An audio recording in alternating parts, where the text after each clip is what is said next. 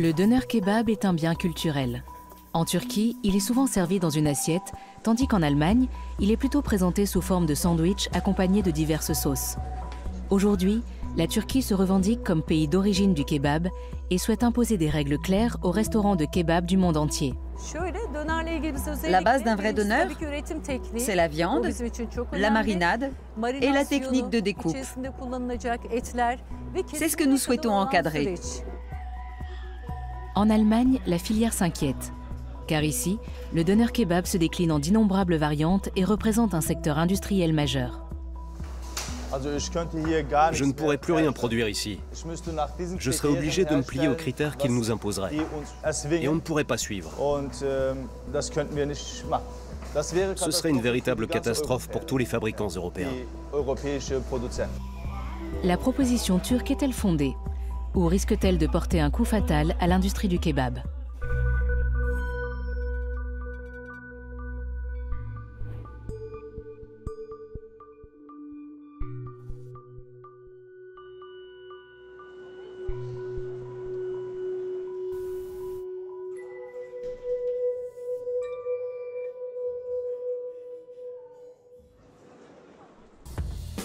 À quelques kilomètres au sud de Francfort, dans la ville de Langen, Doğan Özgül, 36 ans, dirige le restaurant König Kebab, qui emploie 7 personnes.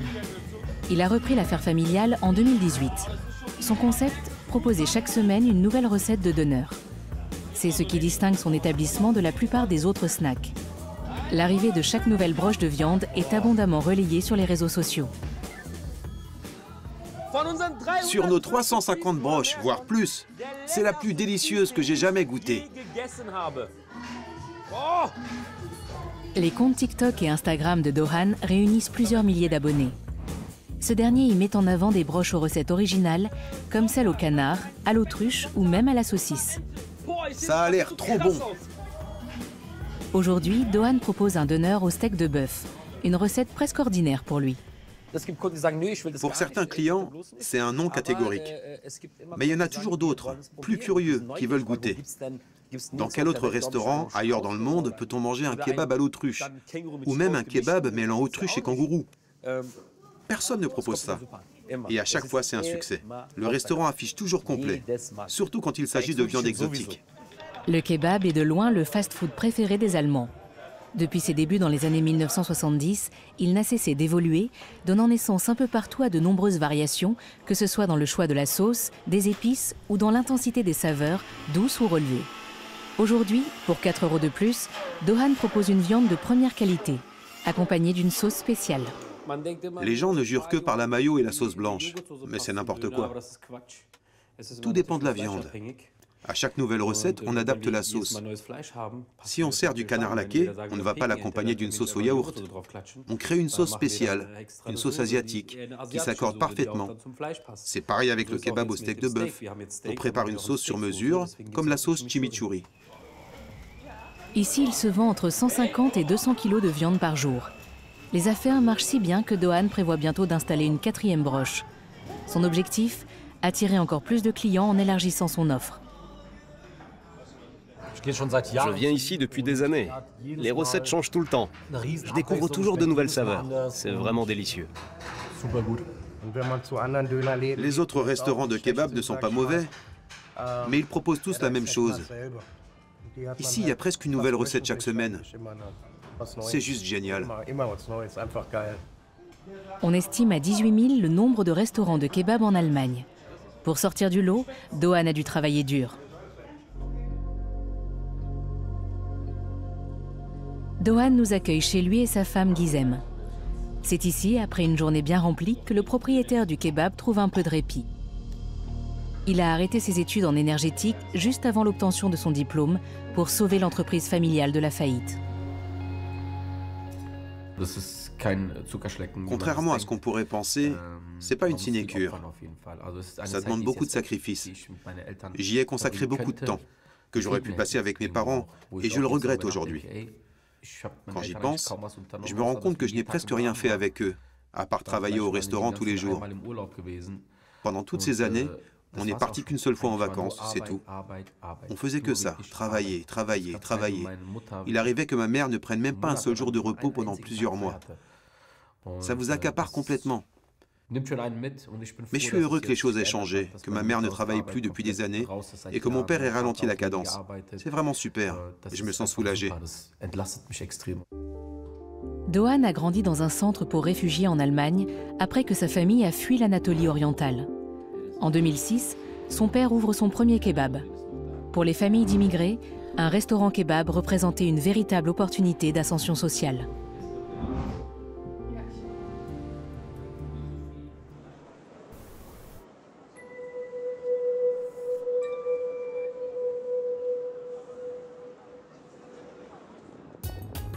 Au centre-ville d'Ankara, la capitale turque, les restaurants de kebab se succèdent les uns à côté des autres. Il y a 5 ans, Uriye Özener a rejoint l'association des producteurs turcs de döner, Ludofed, en tant que conseillère en chef. L'association réclame un ensemble de règles uniformes pour la fabrication des kebabs à travers toute l'Union européenne. La Turquie est le berceau de ce produit, qui s'est ensuite répandu dans le monde entier. Aujourd'hui, il existe une grande variété de döners kebab à l'échelle mondiale. Notre requête a pour but d'assurer la préservation de sa recette traditionnelle, de son mode de préparation et de sa qualité.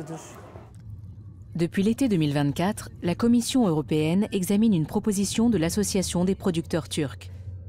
Si elle est acceptée, le kebab obtiendrait le même statut que la pizza napolitaine ou le jambon serrano. Mais quels sont les ingrédients exacts du döner kebab original? Metin Ercan, maître kebabiste, s'y connaît bien.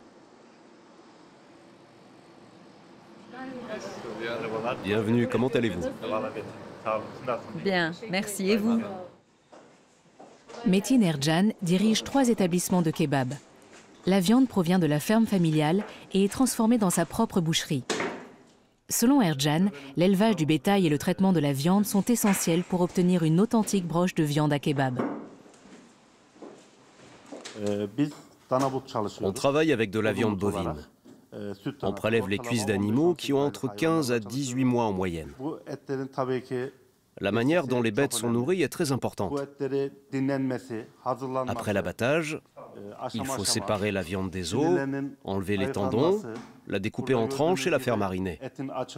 Chaque étape de la transformation repose sur des détails subtils. C'est précisément ce mode de préparation qui a été proposé à la Commission par l'association turque.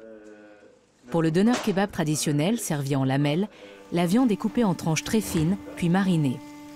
L'association souhaite aussi réglementer les ingrédients utilisés pour la marinade. Du lait, du sel. Du lait. Oui, mais juste un peu, pour permettre une meilleure absorption du sel. Et du jus d'oignon. Ça, c'est indispensable. Et du yaourt, bien sûr. La viande doit mariner pendant 24 heures. Ensuite, les tranches de viande sont empilées sur la broche en alternance avec de la graisse d'agneau. Et pas question d'utiliser d'autres matières grasses. Le système de la broche verticale a été inventé au XIXe siècle par maître Hamdi à Kastamonu, en Turquie. Depuis, cette méthode est utilisée pour obtenir une viande particulièrement tendre. Le mot döner, qui signifie tournant en turc, fait référence à la rotation de la broche pendant la cuisson. Metin soutient la demande adressée à l'Union européenne. Il souhaite préserver la tradition. Tout doit être strictement encadré, de la viande au couteau utilisé, en passant par la broche et le temps de cuisson. En plus de la recette à base de bœuf, l'association accepte également celle au bœuf haché et au poulet. Seule la manière de servir le kebab est laissée à l'appréciation des restaurateurs. Dans son établissement, Metin interroge ses clients pour connaître leur avis sur cette initiative. Tout le monde doit savoir que le kebab est un plat originaire de Turquie. Ce statut de spécialité traditionnelle permettrait de mettre en valeur la gastronomie turque et d'attirer davantage de touristes désireux de goûter au vrai döner kebab. Le döner kebab est consommé dans toute l'Union européenne, comme dans le reste du monde. mais ça reste notre plat national, comme le hamburger pour les Américains, la pizza pour les Italiens ou le croissant pour les Français. C'est pour ça qu'il devrait bénéficier d'une reconnaissance officielle de la part de l'Union européenne. Pour que la demande soit examinée à Bruxelles, l'association a dû démontrer que le doner kebab était bel et bien originaire de Turquie. La conseillère en chef Huriye Özener a passé plusieurs années à fouiller les archives pour rassembler les preuves nécessaires. Du côté des historiens turcs, l'origine du kebab ne fait aucun doute. Des documents historiques montrent qu'on vendait déjà des kebabs dans nos rues au XIXe siècle. On a aussi retrouvé de nombreux témoignages de voyageurs allemands et anglais. La requête de l'Association des producteurs turcs a aussitôt suscité des critiques. Ce qui était au départ une demande de label de qualité s'est peu à peu transformé en une revendication de statut de bien culturel national. Nous devons réunir des acteurs de la filière en Turquie comme à l'étranger pour trouver ensemble un compromis. Sinon, ce ne sont pas l'Allemagne ou l'Irlande qui en pâtiront, mais bien la Turquie. On doit absolument éviter ça. Pour l'association, le rejet de cette demande entacherait sérieusement sa crédibilité. Le soutien d'Huriye reste inébranlable, mais elle souhaiterait davantage de compromis de la part des producteurs turcs. Depuis notre tournage, elle a quitté son poste de conseillère.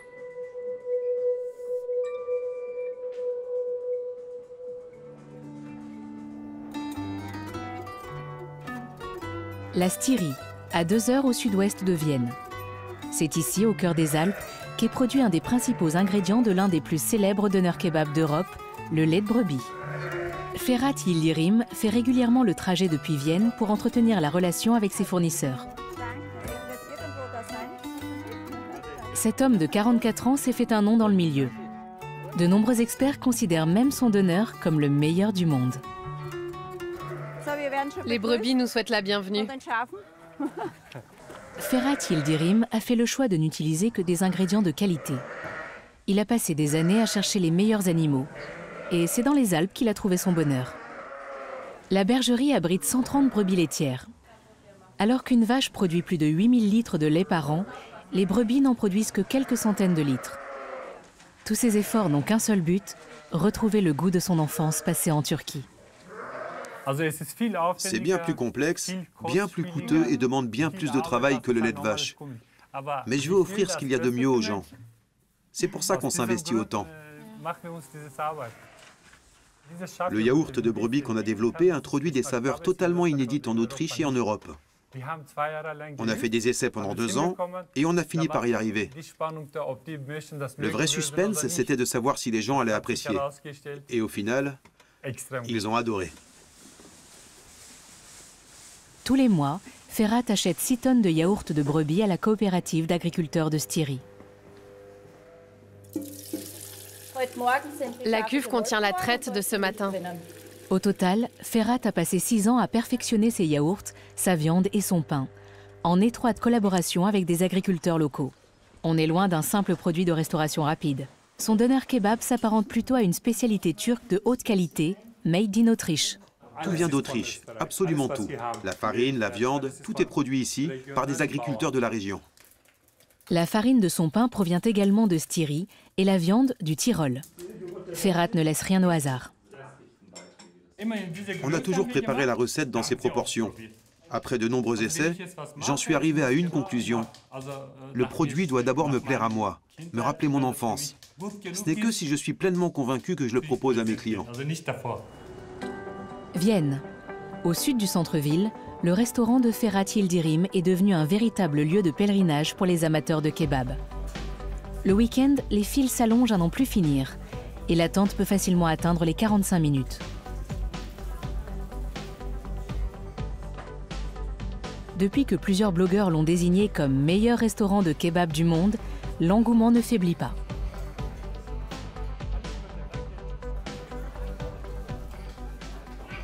Bon appétit. Ça vous plaît? Oui, c'est délicieux. Merci. Lorsqu'il arrive de Turquie à Vienne il y a 27 ans, Ferhat Yildirim est consterné par ce qu'il découvre dans les restaurants de kebab. La nourriture qu'on y sert n'a plus grand-chose à voir avec la recette authentique de son pays. Ils avaient tous importé le döner industriel d'Allemagne pour le revendre ici, à Vienne. Je me suis dit, c'est pas possible de tromper les gens comme ça. Alors j'ai décidé de leur proposer une vraie nourriture, saine, faite avec des ingrédients naturels. Le concept de Ferhat mise exclusivement sur le döner kebab traditionnel, celui que l'initiative turque cherche à faire réglementer. En Allemagne, en revanche, la broche de viande à kebab est souvent fabriquée industriellement et traitée avec des conservateurs. Le döner berlinois est un produit industriel qui n'a rien à voir avec la recette originale. Ici, on sent bien le goût de la viande qu'on assaisonne avec juste un peu de sel. En Allemagne, on ne sent que les épices, le glutamate, les additifs, les je ne sais quoi et j'en passe. Dès l'âge de 13 ans, Ferhat commence à travailler sur les broches à viande en Turquie. Il ouvre son premier snack en 2015. Et 6 ans plus tard, il crée sa propre recette du döner kebab parfait. Ce n'est que récemment qu'il a baptisé son restaurant Ferhat Döner. Pour sentir le goût de la viande, il faut en mettre le moins possible, avec seulement des tomates et des oignons. Pas de salade verte.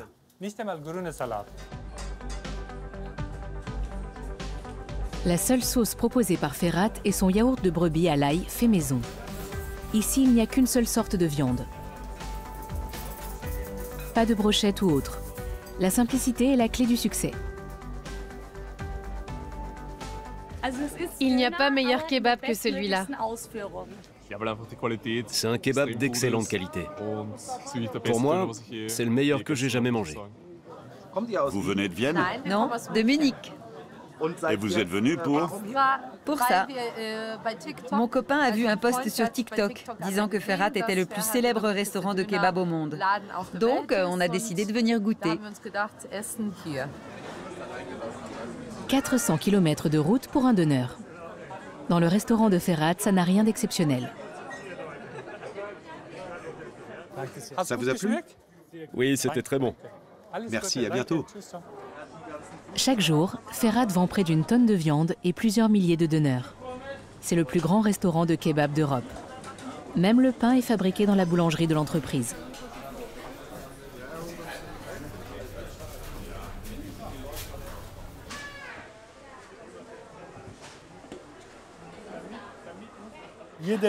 N'importe quel boulanger saurait immédiatement que c'est une pâte qui a reposé très longtemps. Vous voyez, quand elle est comme ça, elle est parfaite. L'entreprise emploie 44 personnes à plein temps. Ferhat respecte depuis longtemps les normes de l'Association des producteurs turcs. Ici, tout est aussi authentique que possible. Le döner que je sers est préparé selon la recette turque traditionnelle, exactement comme on le faisait il y a 100 ans. À Vienne, la concurrence doit s'adapter. De plus en plus de restaurants optent pour des broches faites maison, sans arôme artificiel. Selon Ferhat, l'initiative turque favoriserait une plus grande transparence et une meilleure qualité des produits. Si la loi est adoptée, le consommateur allemand pourra choisir d'aller dans un restaurant de döner proposant un produit naturel ou de se rendre dans un döner kebab qui d'ailleurs ne pourrait plus utiliser ce nom pour manger ce qu'il connaît.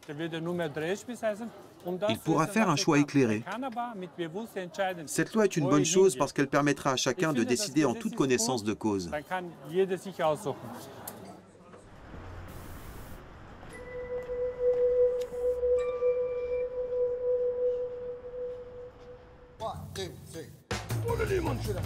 Holger Schwittering est un de ceux qui aident les consommateurs à faire ce choix. C'est sous le pseudonyme de Hohle qu'il a lancé sa chaîne YouTube il y a quelques années. Aujourd'hui, le testeur de kebab le plus suivi en Allemagne se rend à l'improviste dans un restaurant de Francfort.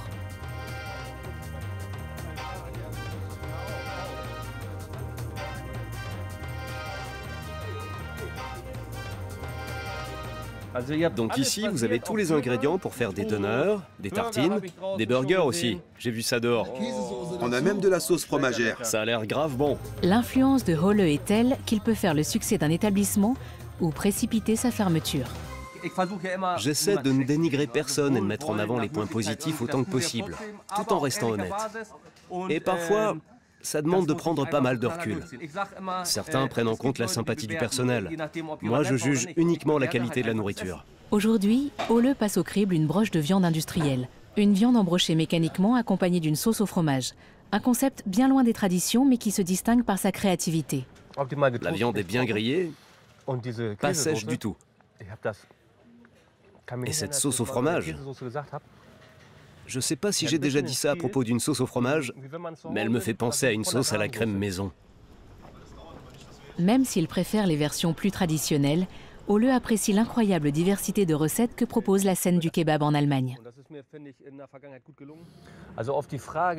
Si je devais donner un pourcentage de bons et de mauvais donneurs, je dirais que malheureusement, d'après moi, 90% d'entre eux ne sont pas bons, parce qu'ils sont fabriqués de manière industrielle. Pour moi, un bon donneur, c'est un produit dont les ingrédients sont bruts, non transformés, sans exhausteur de goût, sans additifs, sans agents de liaison ni autres artifices. Ça devrait être la norme, pas l'exception. Mais un peu de créativité peut parfois sauver certains produits standards, comme va bientôt le découvrir Azad, le propriétaire du restaurant. Bon Azad, je voulais te faire un petit retour. N'hésitez pas à venir vous prendre un bon kebab au Delphia Döner. Pour les amateurs de döner classiques, entre guillemets, vous serez surpris. Ils sont délicieux.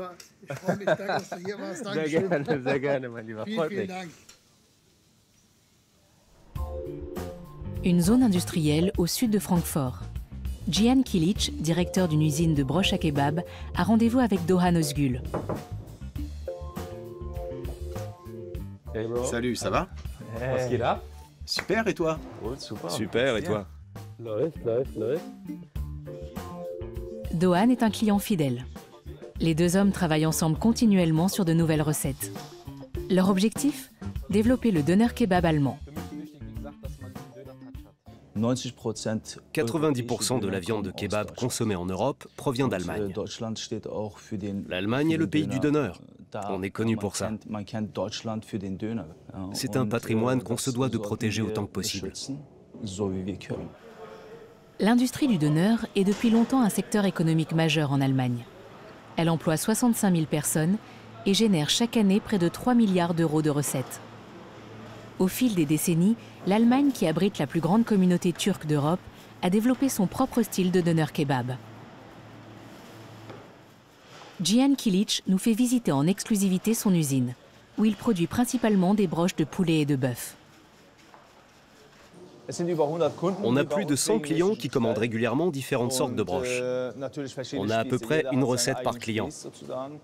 Mais on a aussi un produit phare, à savoir un mélange d'épices pour poulet, élaboré par nos soins et qu'on distribue quasiment partout dans la région. En plus des recettes standards, Cihan développe aussi des broches individualisées. C'est d'ailleurs de cette manière que les deux hommes se sont rencontrés il y a quelques années. Le döner kebab turc traditionnel ne rencontre pas un grand succès chez Doğan, car ses clients privilégient plutôt des recettes modernes et créatives. On a déjà proposé du cerf, du chevreuil, de la crevette, du canard laqué, de l'oie, de l'autruche, du kangourou. Ensuite, on a commencé à faire des mix. Jeunes taureaux et autruche. Chevreuil et pommes de terre. Bref, on s'est lancé dans un tas d'expériences. Et on a fini par intégrer à notre carte les broches qui avaient le plus de succès. Depuis 2018, Doğan mise sur la diversité. Mais pour lui, la qualité de la viande reste primordiale, tout comme la transparence envers ses clients. D'ailleurs, il n'hésite pas à emmener ses 5000 abonnés avec lui lors de ses visites à l'usine. Les amis, on se trouve actuellement dans l'atelier de production. Je vais vous montrer la viande. Vous allez halluciner quand vous allez voir ce qui se passe ici. On dirait vraiment du wagyu, avec ses marbrures comme dans un steak kebab. Elle doit être tellement tendre, ça doit fondre dans la bouche. La viande bovine vient de Namibie. Pour chaque nouvelle variété de viande, les deux hommes essaient de trouver les épices qui s'accordent le mieux. On a ce mélange d'épices. Et moi, je proposerais plutôt... Je préférerais celle-là. Il faut vraiment sentir le goût des épices. Faut qu'il y en ait suffisamment, tu comprends? Certains reprochent aux fabricants allemands de broches à viande de compenser la mauvaise qualité de leurs matières premières par un excès d'épices. Ça va être une broche très forte en goût. C'est le but. La viande est très goûtue aussi. Je pense que ça va être une de nos meilleures recettes. Doğan a opté pour une viande de bœuf de qualité. En Turquie, on aurait plutôt tendance à l'assaisonner avec parcimonie. J'ai grandi ici. Je fais partie de ceux qui aiment quand c'est épicé, quand il y a de la sauce. Et je préfère le doner kebab allemand au doner kebab turc. Et voilà. Le doner kebab allemand, avec ses arômes et ses multiples sauces, s'est tellement exporté à l'international que même les tout premiers restaurants à avoir ouvert en Turquie le proposent aujourd'hui. Même si la plupart des broches produites dans l'usine de Cihan Kilic sont moins exotiques que celle-ci, le directeur craint que l'initiative turque ne porte un coup à la diversité de son catalogue. Je ne pourrais plus rien produire ici. Je serais obligé de me plier à leurs critères. Et on ne pourrait pas suivre. On serait contraint d'utiliser un certain pourcentage de viande d'agneau. On n'aurait plus le droit de faire des broches au poulet. Ça ne ressemblerait plus à une broche d'ailleurs. Ce serait une véritable catastrophe pour tous les fabricants européens. Chaque jour à 11h30, le snack de Doğan, le Köniş Kebab, ouvre ses portes. La tante de Doğan et plusieurs de ses cousins font partie de l'équipe. Même son père vient donner un coup de main de temps en temps. Cette ambiance familiale se ressent immédiatement côté client.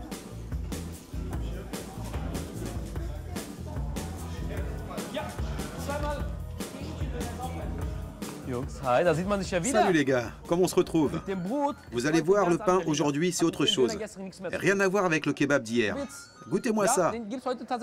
Oui, il est à 8,50 aujourd'hui, moins cher qu'hier. Vous avez vu comme ça dégouline? C'est meilleur qu'hier, non? Je vous l'avais dit.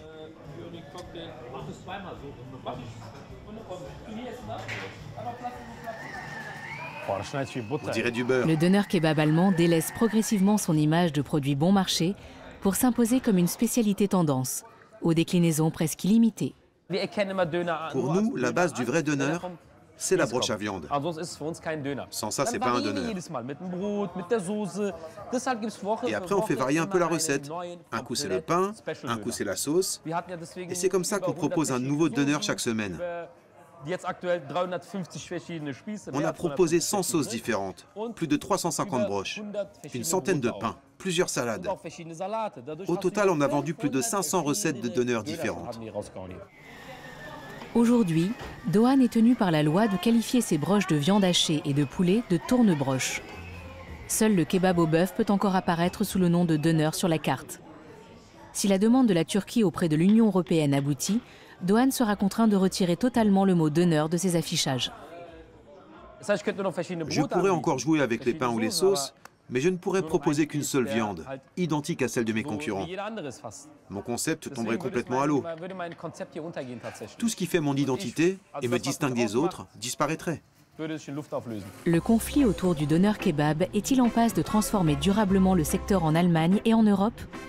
Si Ole, l'influenceur, plaide pour une meilleure qualité, il redoute que cela se fasse au détriment de la diversité. Il suffirait d'interdire tous ces additifs et agents de liaison douteux. Ce serait une excellente chose. Mais vouloir tout encadrer au point d'interdire aux gens de donner au donneur le goût qu'ils souhaitent, ça n'a aucun sens. C'est une idée de loi stupide. Rendre le produit plus sain, oui, mais avec des règles intelligentes. Pas de cette manière. Ole s'apprête à faire sa première dégustation aujourd'hui, au Köniş Kebab, le restaurant de Doğan. En Allemagne, dans le milieu, tout le monde se connaît. Salut mec, ça va? Salut, ça roule? Ouais, ça va. Au fil des années, Ole a goûté à une multitude de doner kebab. Il envisage même d'ouvrir son propre restaurant à Hambourg. Comme Doğan, il compte miser sur une broche artisanale constituée de viande de qualité qu'il assemblera lui-même. Pour moi, si le produit a bon goût, c'est avant tout grâce à la qualité des matières premières. Une broche de viande hachée reconstituée n'a de saveur que grâce aux ingrédients ajoutés, aux épices, aux exhausteurs de goût. Mais si les industriels ne trichaient pas, on n'en mangerait pas. Et puis c'est un aliment sain, contrairement à celle-là. Ni l'un ni l'autre ne souhaite se voir imposer des mesures ou des directives strictes. Après tout, la variété des ingrédients ne compromet en aucun cas la qualité du produit.